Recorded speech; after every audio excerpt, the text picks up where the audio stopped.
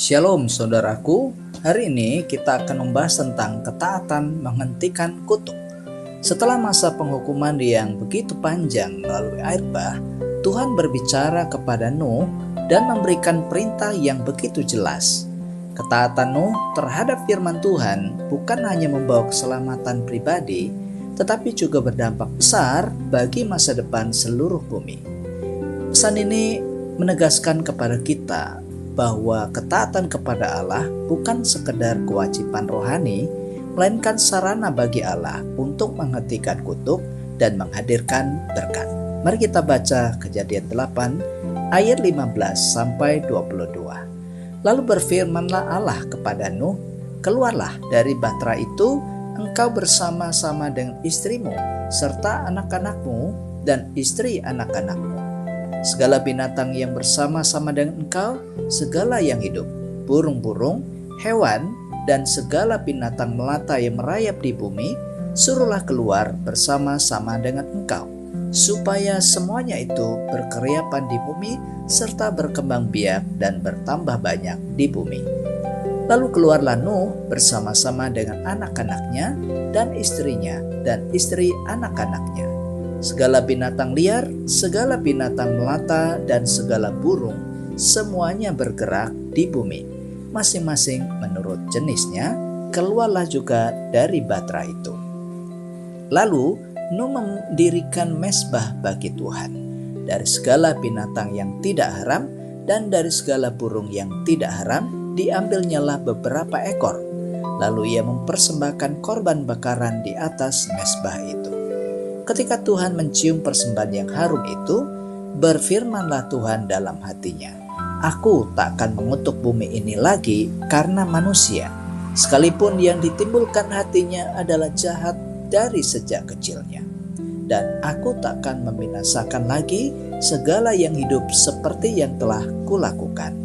Selama bumi masih ada, takkan berhenti-henti musim menabur dan menuai, dingin dan panas, kemarau dan hujan, siang dan malam." Nah saudara, mari kita melihat 3 kebenaran.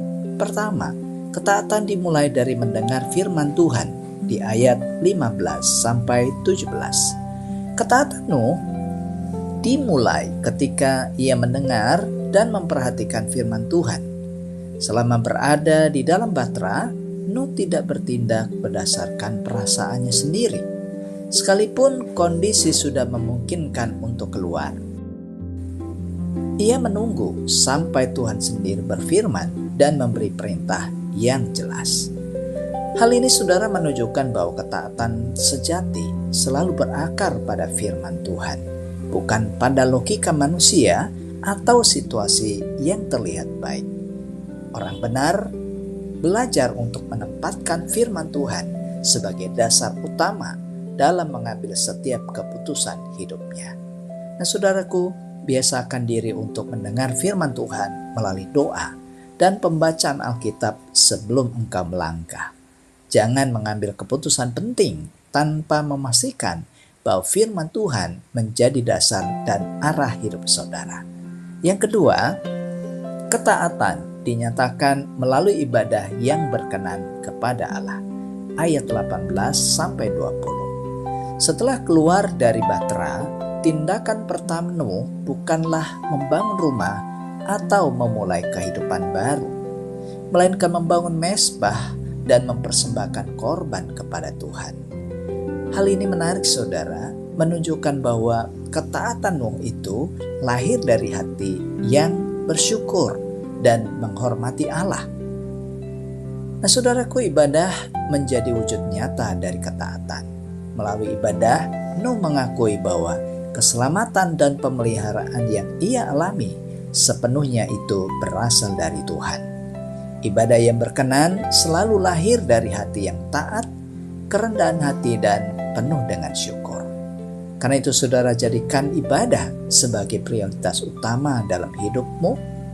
Ungkapkan ketaatan kepada Tuhan bukan hanya melalui kata-kata, tetapi melalui hidup yang memuliakannya setiap hari.